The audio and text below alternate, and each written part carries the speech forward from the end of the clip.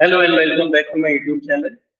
आज हम लोग बात करेंगे कैट की नोटिफिकेशन के बारे में। जैसा आप सबको पता है कि कैट 24 का नोटिफिकेशन आ चुका है, जो कि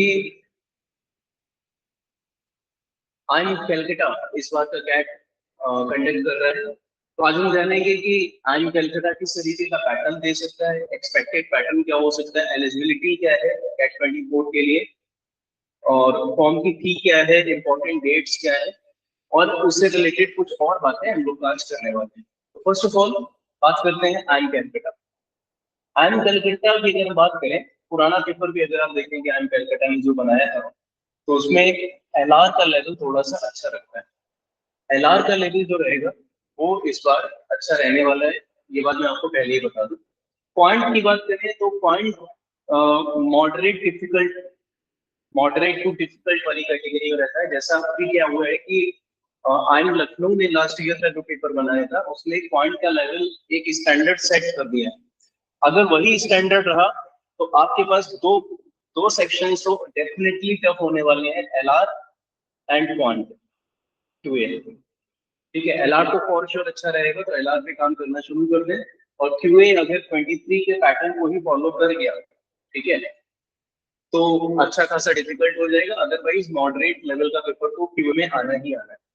पहली चीज, एलिजिबिलिटी की बात करें तो कैट 24 के लिए कैट की एलिजिबिलिटी आती है 50% एग्रीगेट मार्क्स आपके होने चाहिए ग्रेजुएशन में। और अगर आप फाइनल ईयर में भी हैं तब भी आप पेपर को भर सकते हैं। आपको ये देखना है कि आपके मार्क्स 50% एग्रीगेट बन जाएंगे कि नहीं। पर हाँ, एक और बात इसी के अंदर, कुछ आइम्स ऐसे हैं जो आपको 55-60% एलिजिबिलिटी मांगते हैं ग्रेजुएशन के अंदर, पर मोर एंड लेस आपको 50% एंड चाहिए ही चाहिए। अगर आप किसी कैटेगरी से आते हैं तो 45% आपका रहेगा ग्रेजुएशन में। फॉर्म फी की बात करें तो फॉर्म फी अगर आप जनरल कैटेगरी से हैं तो आपका है 2500 रुपये। अगर आप SC ST या PWD तो आपके 1250।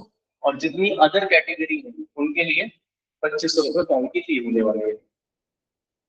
ठीक है, इंपॉर्टेंट डेट्स की अगर हम बात करें, इंपॉर्टेंट डेट्स, तो पहला है कि कैट का नोटिफिकेशन आपको 1 अगस्त से 13 सितंबर ये फॉर्म फिलिंग विंडो आपका रहेगा। इसमें आप फॉर्म फिलिंग कर सकते हैं। ठीक है, अब एक सवाल आता है कि फॉर्म कब भरना चाहिए। इसमें बहुत सारे मिसकंसेप्शन मैंने देखे हैं। कुछ बच्चे कहते हैं कि पहले भर देंगे तो टफ आएगा, पहले भर देंगे तो पता नहीं कहाँ भेज दिया जाएगा, प्लेनेट के पेपर देने दूसरे प्लेनेट पे जाना पड़ेगा। ऐसा कुछ नहीं होता है। ठीक है, आपका जो स्लॉट मिलेगा आपको और जो आपको सिटी प्रेफरेंस मिलेगा वो दो बातों पर निर्भर करता है। पहला कि जेंडर क्या है, पहली प्रेफरेंस है जेंडर, और PWD कैंडिडेट्स, फिजिकली डिसेबल्ड। ठीक है, अगर आप इन दोनों को फिल कर चुके हैं उसके बाद जो रहेगा वो सिटी एंड स्लॉट वाइज आपको दिया जाता है। और ऐसा कुछ भी नहीं होता है कि आप पहले भरे या बाद में आराम से भरे तो आपको स्लॉट आसान मिल जाएगा, या पहला स्लॉट खतरनाक आता है या इजी आता है, ऐसा कुछ भी नहीं है, बिलीव मी। ठीक है, फिर भी आप तुरंत फॉर्म ना भरें, 8-10 दिन का टाइम मिले रिसर्च करने। और हम भी जो रिसर्च करके लाएंगे फॉर्म फिलिंग कैसे करनी है इसके बारे में बात करेंगे, तो वो रिसर्च भी आपको फायदा करेगी। राइट, तो हम एक वीडियो उसमें भी लेके आएंगे किस तरीके से फॉर्म फिलिंग करनी है। तो आप थोड़ा सा टाइम ले लें, 1 हफ्ता 10 दिन का समय ले लें, आराम से 15 अगस्त से इसको भर लें। और ये याद रखें कि 13 सितंबर इसकी लास्ट डेट है, शाम को 5 बजे तक। ठीक है, तो डेफिनेटली लास्ट तक इंतजार ना करें, ये भी मैं आपसे कहना चाहूंगा। दूसरा, 5 नवंबर से 24 नवंबर के बीच में यह रहेगा आपका एडमिट कार्ड। एडमिट कार्ड, इसमें आप एडमिट कार्ड अपना जनरेट कर सकते हैं, एडमिट कार्ड निकाल सकते हैं। और दिस इज एग्जाम डेट, 24 नवंबर को आपका एग्जाम है, तो ये एग्जाम डेट है। एग्जाम के बाद जो रिस्पॉन्स सीट है, जो रिस्पॉन्स शीट आती है, वो आपकी फर्स्ट और सेकेंड वीक ऑफ दिसंबर के बीच में आ जाती है। और जो रिजल्ट है कई बार जल्दी भी आ जाता है, 20 से 30 के बीच में या 31 के बीच में दिसंबर के अंदर। या definitely first week of January में तो आ ही जाएगा, फर्स्ट वीक ऑफ जनवरी में आना ही आना है, ठीक है। और रिस्पॉन्स शीट से तो आपको आइडिया लग ही रहेगा कि किस तरीके का आप स्कोर आ रहा है, किस कहाँ कहाँ से कॉल आप एक्सपेक्ट कर सकते हैं, ठीक है। और उसी के हिसाब से अदर जो मोमेंट्स हैं उनकी आप प्रिपरेशन कैसे करनी है, कौन से फॉर्म भरने हैं, कौन से नहीं भरने हैं, उसकी भी बातचीत हम लोग समय पे करते रहेंगे, ठीक है। क्योंकि आज सिर्फ कैट के बारे में है, तो आज हम सिर्फ कैट की बात करेंगे, राइट। कुछ बातें फॉर्म भरते वक्त आपके पास क्या क्या होना चाहिए। एक आपके पास फोटो साइन का कॉपी होना चाहिए, सॉफ्ट कॉपी।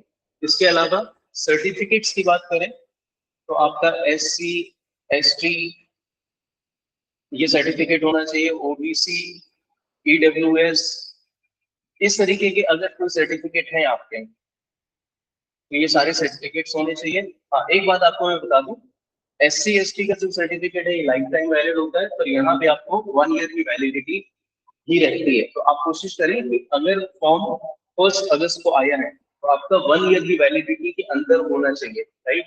लाइक आपका जो सर्टिफिकेट होना चाहिए वो 1 अगस्त 2023 से पुराना नहीं होना चाहिए, उसके बाद का होना चाहिए। ये आप रखें स्पेशली PWS, ठीक है। तो ये सर्टिफिकेट की कॉपीज आपके पास होनी चाहिए, अपलोड करना पड़ेगा, ठीक है। तो इतनी चीजें अगर आपके पास है तो आप फॉर्म भर सकते हैं।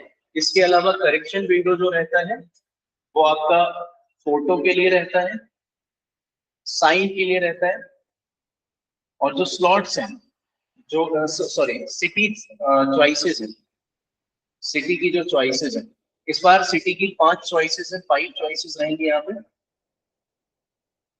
तो इनको आप करेक्ट कर सकते हैं। इसके अलावा अगर आपका कुछ भी फॉर्म में गलत हुआ तो आपको दूसरा फॉर्म भी भरना पड़ेगा, और फिर आपके 2 एडमिट कार्ड आएंगे, जो आपका करेक्ट वाला होगा वो आपको लेकर जाना पड़ेगा, ठीक है। उसके लिए दूसरे के लिए आपको दोबारा पैसा देना पड़ेगा, राइट। तो बहुत सोच समझ के फॉर्म भरना है, तो उसका भी एक वीडियो लेकर आऊंगा कि कहाँ कहाँ पे गलतियां हो सकती हैं, और अगर इनमें से कहीं गलती है तो ये रेक्टिफाई हो सकती है, पर इसके अलावा कोई गलती करी तो वो रेक्टिफाई नहीं होगी, ठीक है। तो आज की वीडियो में इतना ही। होप कि ये इन्फॉर्मेशन आपके लिए सुटेबल है, ये इन्फॉर्मेशन आपको कुछ प्रोवाइड करा की जाएगी अबाउट कैट। मिलते हैं नेक्स्ट वीडियो में, थैंक यू सो मच।